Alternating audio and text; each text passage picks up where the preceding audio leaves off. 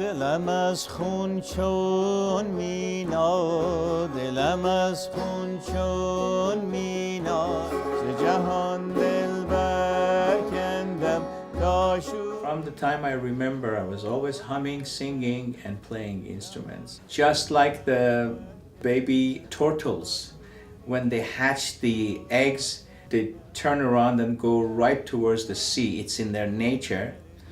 I guess it was in my nature to turn around and go over or on the side of the obstacles and get to the music. My name is Amir Vahab. I left Iran in 1976 to continue education. Do you see the turtles there? See, there's a turtle head. Oh, yeah. Do you see that, the head? Yeah. I went to England first, 1976 to 79.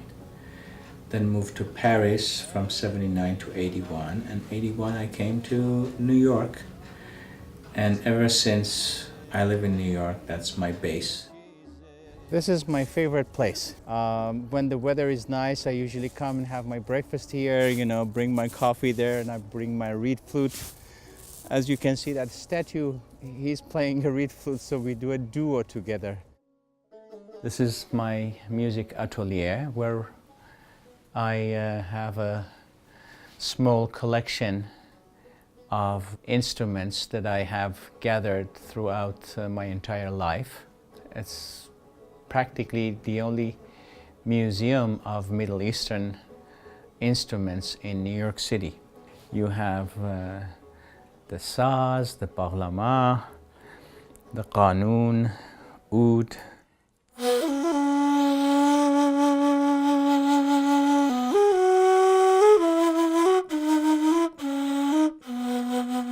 The ney goes back thousands of years already to we know King David played this. This ney is especially beautiful, has all this ornamentation, and here you have a face of a so-called Sufi, or a mystic, a wise, learned man. I call this hoopoe. In Persian we say hod-hod. It's the bird that was not only talking to Solomon the prophet, but also was bringing him news from beyond the five senses.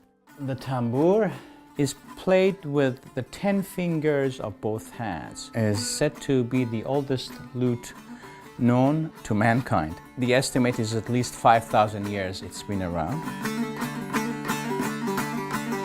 My influences back in Iran as a child and then later on as a teenager were both in the area of music and then mysticism. I was definitely touched by what on those days you would call Sufi writings.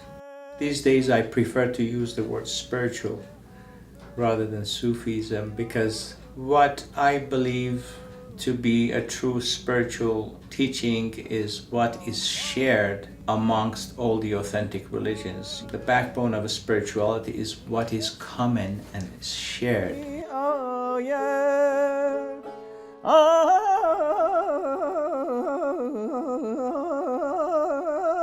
I think in life they always say when you're ready, the teacher appears. I think I knew something was missing at the time. I just didn't know what it was. I was in my late 30s. And then when I became involved with music and Amir's teaching, there was something special about it. And I think the passion developed after that. The performing part of it really is, it's not why I do this, but it's totally fun because it's not just the music, but it's the poetry. It's what we're singing. We get to talk about God. We get to praise God in secular environments, in libraries and yoga centers and churches and synagogues and cultural centers. Each one is a transcendent experience.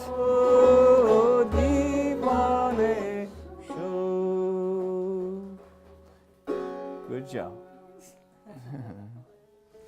My dad, my mom on the sides, and the five of us. I have a sister too, so we are right in the middle. The average Iranian families, basically there are 3 or 4 jobs, doctors, engineers, maybe lawyers. You know, if you say I want to be a musician, at least in my time when I was growing up, it was not considered a serious enough job. My father was a colonel in the army. He was not against music, but he would say, you know, do your engineering, do your doctorate, you know, and do music on the side. I have a degree in linguistics. I even finished pre-med in France. And then I came here and I finished micromechanical engineering to make everybody happy. These are some of the posters. There are actually tons of posters on my website, without exaggeration, maybe 200 different posters from 200 different events. It's like a real reminder of my past. I have started this around 1981 here, and there has certainly been a lot of appreciation on behalf of my students that we do provide a home, a place where we can sing together, drum together, play music together. We have a rehearsal at 2 o'clock. So we get together, everyone, and we'll play from 2 to 4. If you like, you can join us. Especially past 10 years, I've seen at least 2 other musicians back in Iran pretty much doing what I did here. Of course, in Iran you have more facilities because there are more Iranians, you know, out of 80 million Iranians. It would be easier to recruit, you know, music lovers. Here in New York is a little bit more difficult. I remember the first concert I went to of Amir's after meeting him. I heard that he was giving a concert at Columbia for the Iranian Students Association. I didn't even know there was such a thing.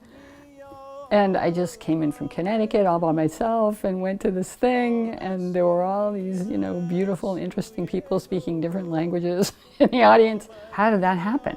I just don't think that people can get exposed to it that easily.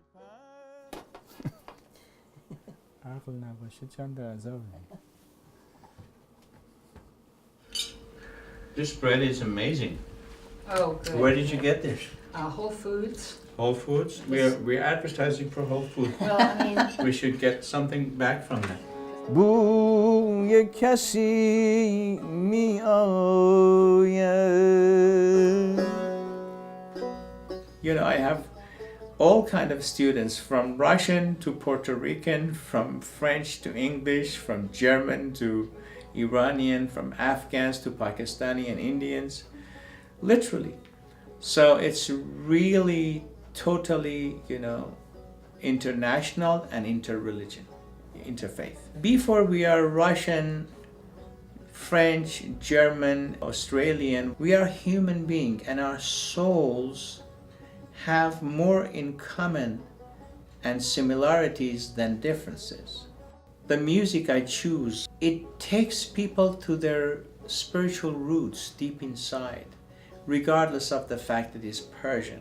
I think it's really hard for people to look past the surface, maybe, of what has happened with organized religion and to find their way to the inside, to that which is common, that which is shared, the mystical heart. And Amir is a door, and I believe that he speaks a truth that is you know, extremely rare in our society, because he won't be compromised.